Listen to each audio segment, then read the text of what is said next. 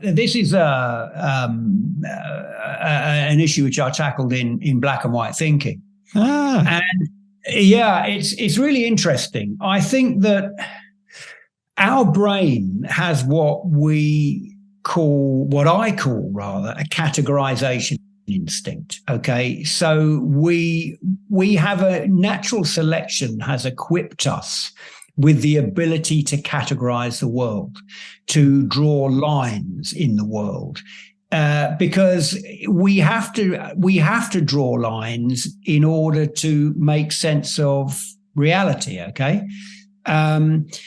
There's a great story. I'll answer your question, but to give you a bit of background, there was a great story I heard, true story, about an elderly Finnish farmer back in, I think it was around about the 1900s, where Russia and Finland were renegotiating the border between the two countries. And the border between Russia and Finland went right through the middle of this Finnish farmer's farm, right? So when I say right through the middle, I mean it literally. I mean, his barn was in Russia and his cowshed was in Finland, right? And anyway, one day, a Russian delegation turned up on his doorstep and they said, listen, pal, you need to make your mind up which side of the border you want to live on, because we've got a census coming up and we need to work out who's eligible for it. Now, this put the Finnish farmer, Jay, in a bit of a dilemma, because obviously Mother Russia had been very good to him over the years. They'd given him subsidies to work the land and they'd given him fresh running water and all these kinds of things. So he didn't want to upset them. But at the same time, he was well into his 80s and he wasn't getting any younger. And he wanted to see out his days in Finland. So eventually he thought about it and he said to the Russians, look, he said, Mother Russia's been very good to me over the years, blah, blah, blah, blah, blah. But I'm an old man now. And so not wishing to cause offense, I'd like to see out the rest of my days in Finland. And then he said, and besides, I don't think I could stand another Russian winter. Now, of course, obviously, that's a very funny story because the border goes right through the middle. It's a matter of millimeters, right? And he couldn't stand another Russian winter. But actually, there's a profound truth in that story, and that is our brains think very much like light travels in fast, straight lines because it has to, right?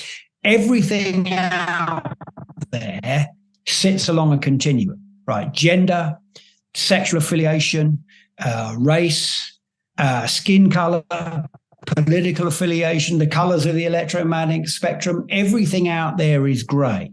And in order to make sense of reality, to work out how the multitude of different elements relate to and interact with each other, we need to dissect its amorphous, unstructured content into smaller, sharper, self-contained bite-sized units, okay? We need to draw lines in life's interminable grayness in order to construct for ourselves the illusion of a checkerboard surface along which we can move sense and reason like rational thinking chess pieces in an orderly, predictable and rule-based fashion, okay? We need, as the philosopher Alfred North Whitehead once put it, the fallacy of misplaced concreteness. Okay, which is a lovely phrase. So chess works because the board is black and white. Life works because our brains are black and white. Okay, so we have to draw lines in order to make sense of reality. Simple example, speed limits, right? So, we need to have a speed limit of, say, 50. It might be, you might find it very, very unfortunate if you're done by the police cameras going at 55. And you may say, well, come on, I was only 5 over. But where do you draw the line? Yeah. Okay, if you make it 56 and you're done doing 58, you're just kicking the problem down the line. So we need to have lines. We need to have cutoffs for speed limits. We need to have cutoffs for exam passes. We need to have cutoffs for this and that. And we need to have cutoffs for all kinds of things. We need to categorize the world. Gender is another one of these, okay? So man, woman, male, female is a kind of a binary categorization system that makes the world simple, okay? Yeah. Now, there may well be a spectrum, right?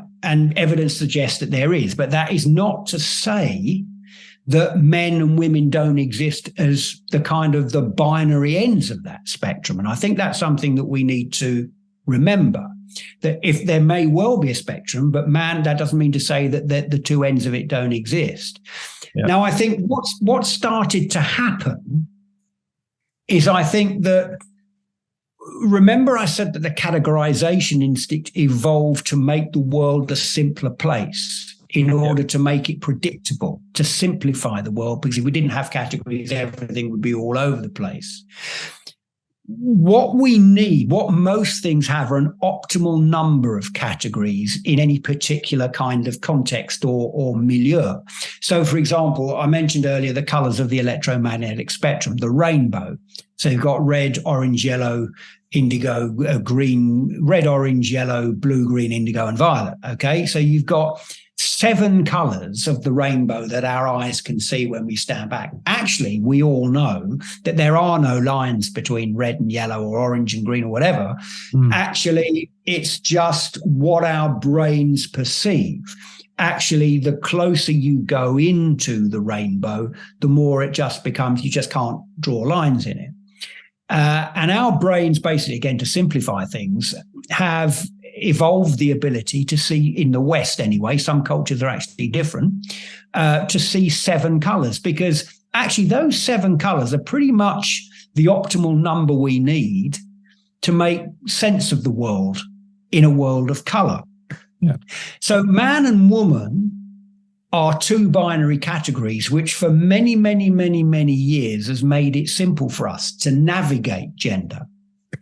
Now, I think what we need to be careful of is when categories get hijacked by ideology and not functionality. That's where we need to be cautious.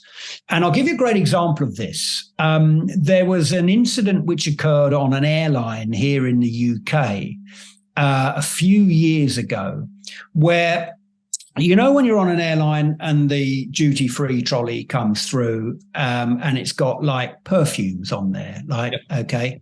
And usually they're divided up into men and women's perfumes, okay. Well, this particular airline had that. And there was someone on that flight one day who thought that that was discriminatory against trans people, male and female perfumes. And he wrote into the airline and he said, come on, this is just not good enough. This is, you know, why do we make distinctions between male and female perfumes?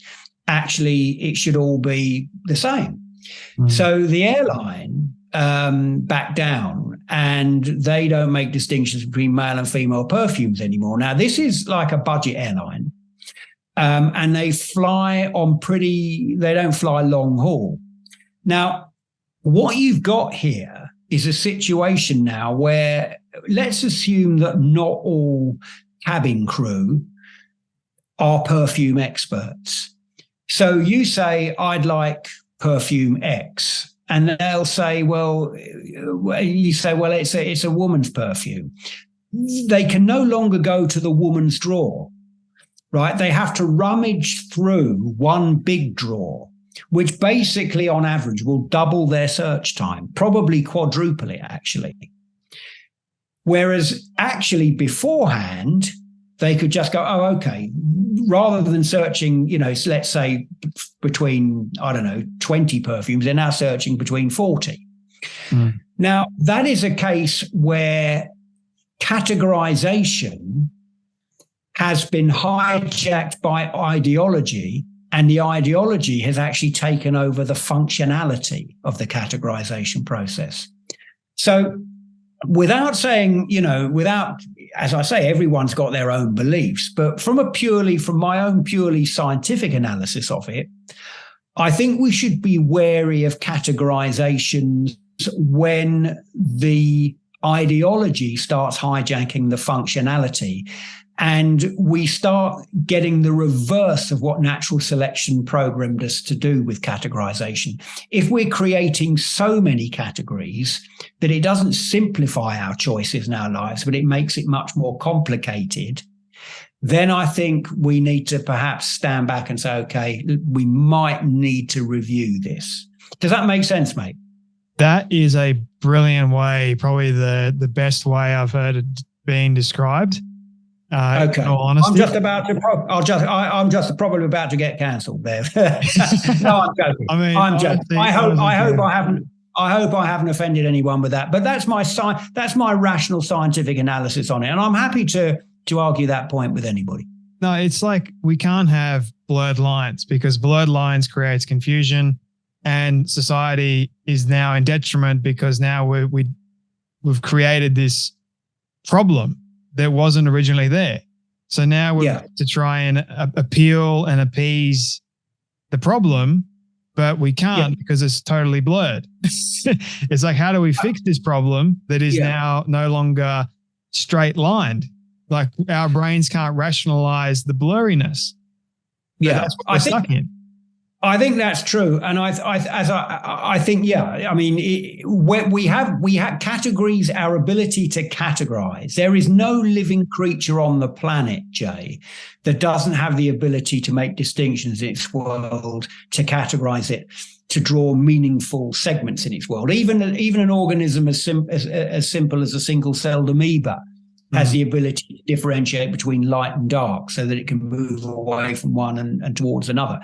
Every single living creature on the planet has the ability to make distinctions in its world and to categorize it for exactly the reasons that I've just outlined that we have. It's when those categories start becoming so diffuse and profuse that they start to make a mockery of that. They start to make it very, impossible sometimes to make clear decisions. That's, I think, the point where we start to maybe need to step back and say, okay, perhaps let's review this. And I think that's my rational take on it. I don't say that with any political motive or standpoint, and I don't mean it in any discriminatory way either. I'm just talking purely from a rational scientific argument there. And I personally don't hate anybody. I don't try to offend anybody. The fact is, a lot of people just get offended over pretty much anything these days anyway, because they can't really rationalize thoughts properly. They just go, oh, that's easy. I'll just say I'm offended straight away and call you some kind of phobe and cancel you because it's easier to do. So you kind of like, absolutely, yeah. It's really interesting. I wrote a piece the other week about lines. It's quite fun actually writing about. There's all kinds of hidden lines in the world. And like, we don't quite know what the right thing to do is, what side of it is. I'll give you a great example, right? So a couple of simple examples I thought of actually only today. So when we go into the new year, right, and you haven't seen it, let's say me and you are mates, right? Let's say we're getting into next year, 2024. We haven't been in contact for a while. And I email you, let's say in the 21st of January. Is it too late for me to wish you Happy New Year on the 21st of January? Hi, Jay. Haven't heard you for a while. Happy New Year, by the way, mate. Probably just about all right on the 21st of January. But where do you draw the line? Where does it come? Where does it start? Look, if I contacted you in July, I said, hey, Jay, Happy New Year. I think this guy's nuts, right? Unless I'm wishing you an early Happy New Year for 2025, right? Which I might be. But I'd be even more nuts if I did that. But so, there's a line. We've all been in that situation, right? We've all thought, and we've all asked ourselves the question, because you want to start the email off with something. Happy New Year, 18th of January. I'll accept it. Yeah, you know what I mean? So there's that one. Here's another one, right? Talk about, this is the fun side of like categories. Like, we've all done it where you go into a supermarket, you go into or a restaurant or a cafe or whatever, and you hold the door open for someone behind you. What's the acceptable distance, right? There's an awkward distance, isn't there? When you go into a cafe or a restaurant and you hold the door and the person's maybe about 20 feet away, do you hold it? Because what you're doing then is you might be making them run. right? You might be bullying. It might be a form of bullying, because they're going to run, and you don't want to make them do that, do you? So it's the awkward. I call it the awkward distance. What's the line where you can say, okay, I'm not going to hold the door open for you, and it doesn't appear rude. So these kind of life is all about blurriness, right? Like there's all of these indistinct kind of gray zones in life. And we evolved the ability to categorize, to draw lines in the world. As I say, the fallacy of misplaced concreteness, as Alfred North Whitehead once put it, in order to make sense of the world. So we just need to be careful that we don't create too many categories just to fit ideological and identity needs, fulfill identity and ideology needs, rather than functional ones, I think. Well, that's another blurred line, attaching identity with gender and making that a construct with yourself. Yeah. But then again, Absolutely. I totally agree with everything you just said. It's fantastic and brilliantly articulated, something that I am still trying to do myself. But there you go. Well, I might, as I say, it might be. I think it's a. As I say, it's a common sense. It's also a compromise position, really. We don't want to have too many categories that just make life impossible, because that's exactly, you end up with if you categorize everything, you have like hundreds of different categories for one simple particular context. You end up having no categories at all. It's the same thing. Everything becomes, you can't navigate it.